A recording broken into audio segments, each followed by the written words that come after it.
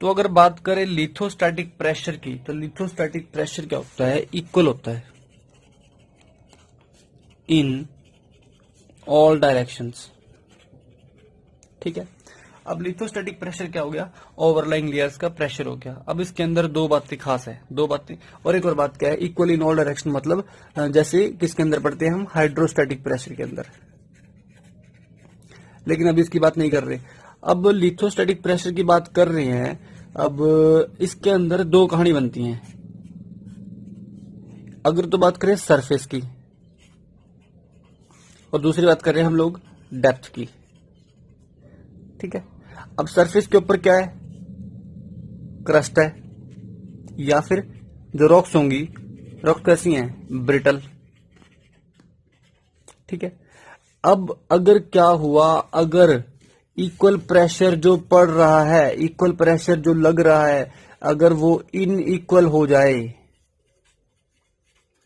Inequal हो जाए, तो क्या हो जाएगा, डिफॉर्मेशन हो जाएगा,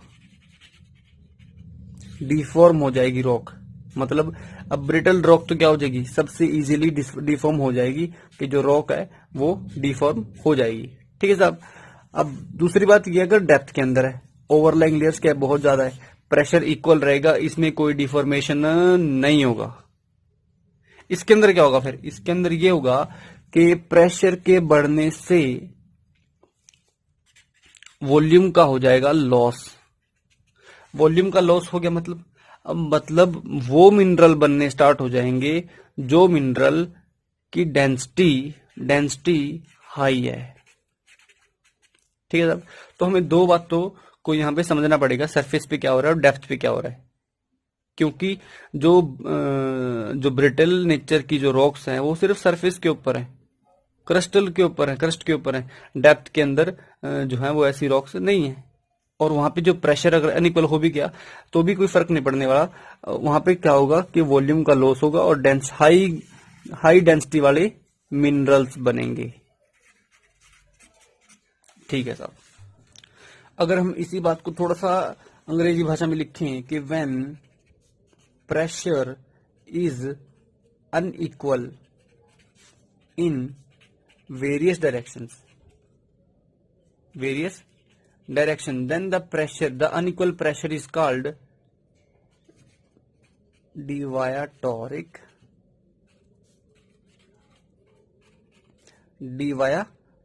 stress। ठीक है साहब। अब उससे क्या होगा, उसके अंदर जो रॉक है उसकी वजह से रॉक के अंदर क्या आ जाएगा, कुछ स्ट्रक्चरल चेंजेस आएंगे,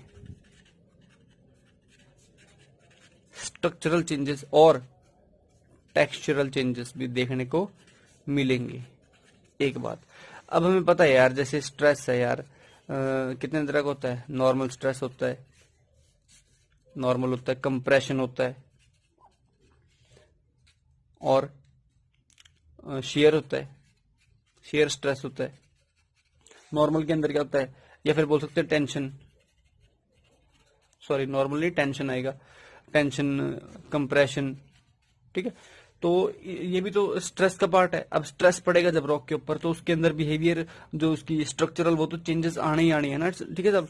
तो इसी प्रकार हम बोल सकते हैं कि अनइक्वल प्रेशर से क्या होगा, और ये टर्म के बारे में हमने अभी सीख लिया, डिवायाटोरिक स्ट्रेस। ठीक है साहब।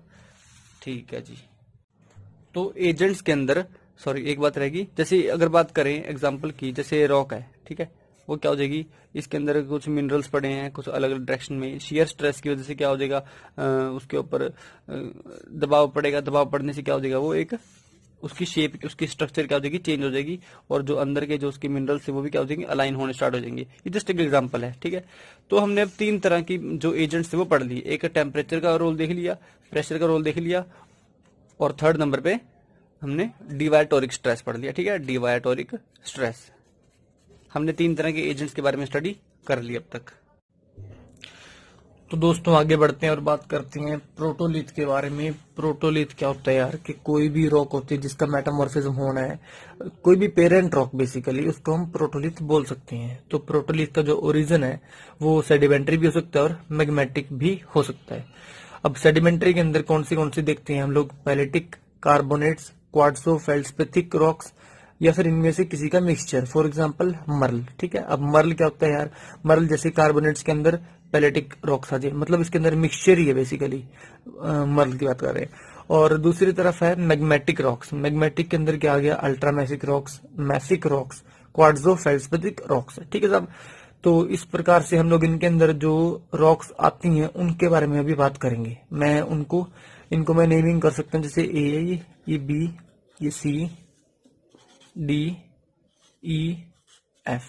ठीक है साहब, तो दोस्तों स्टार्ट करते हैं। सबसे पहले बात करेंगे अल्ट्रामैफिक रॉक्स की। ठीक है साहब, ए पे क्या है अपना, अल्ट्रामैफिक रॉक्स है। तो अल्ट्रामैफिक रॉक्स कौन सी होती हैं, फॉर एग्जांपल बात करूं मैं, पेरिडोटाइट। ठीक है साहब, और बात करें तो मेंटल की रॉक्स हो सकती हैं। ठीक है, फॉर एग्जांपल और कौन सी हो गई, कोमाटाइट।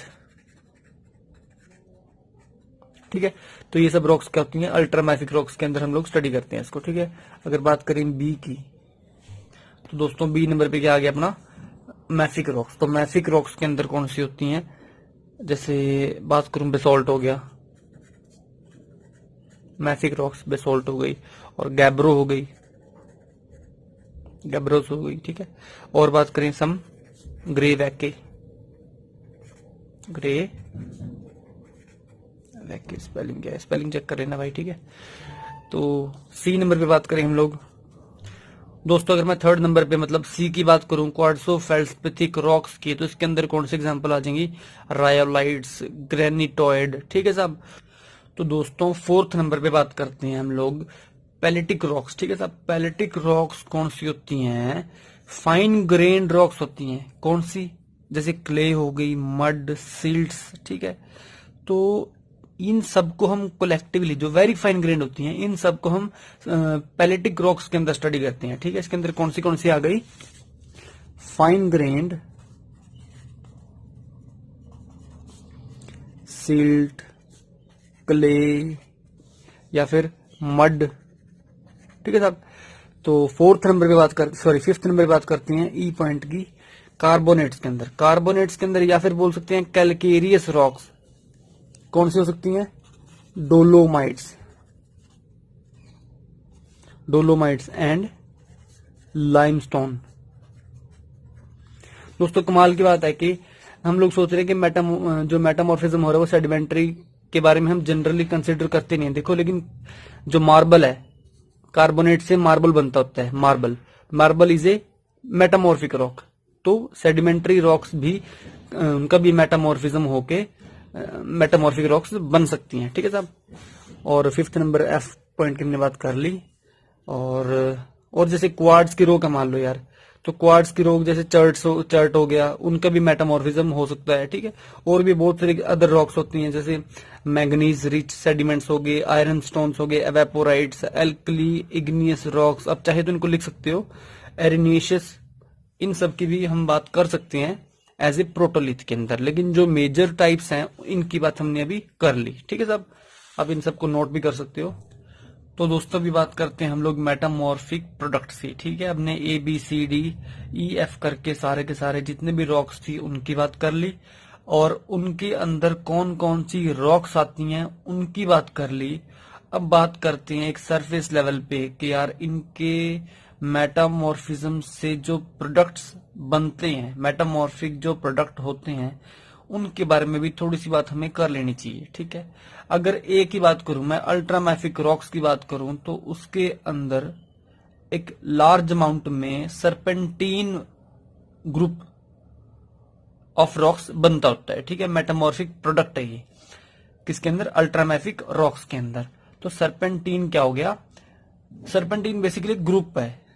ठीक है, एक सरपेंटीन कोई स्पेसिफिक एक मिनरल नहीं है, वो तो है ही चलो, लेकिन एक सरपेंटीन एक बहुत बड़ा एक ग्रुप है, वो उस टाइप्स की रॉक बनती होती हैं। दूसरी बात करूं मैं मैफिक रॉक्स की, जिसको हम बी बोल रहे हैं, तो उसके अंदर लो टेम्परेचर प्रेशर, लो पीटी मतलब लो ग्रेड कंडीशंस में ग्रीन शिस्ट बनेगा, और हाई ग्रेड में ब्लू शिस्ट बनेगा, एक बात। और सी नंबर पे बात करूं मैं, सी नंबर पे क्या है हमारा, क्वार्ट्जो फेल्ड्स्पेथिक रॉक्स। ठीक है, तो इसके अंदर क्या बनेगा, शिस्ट मिग्मेटाइट्स, ठीक है साहब। और डी नंबर पे बात करें हम, डी पे क्या पढ़ा हमने, पैलेटिक रॉक्स, तो इसके अंदर क्या आ जाएगा, पैलेटिक रॉक्स के अंदर क्या आ जाएगा, स्लेट, फिलाइट और भी, मतलब इसकी तो पूरी की पूरी सीरीज ही है, तो लेकिन हमने भी बेसिक लिखा है थोड़ा सा, स्लेट, फिलाइट। और फोर्थ नंबर पे कार्बोनेट्स की बात करूं तो मार्बल्स बन सकते हैं इसके अंदर, ठीक है। जो कार्बोनेट्स, इनकी जो मेटामॉर्फिक जो प्रोडक्ट है वो मार्बल्स होते हैं, ठीक है साहब। और अगर बात करें मर्ल की, तो मर्ल का मेटामॉर्फिक प्रोडक्ट क्या होगा, calcium silicate, calcium silicate rocks.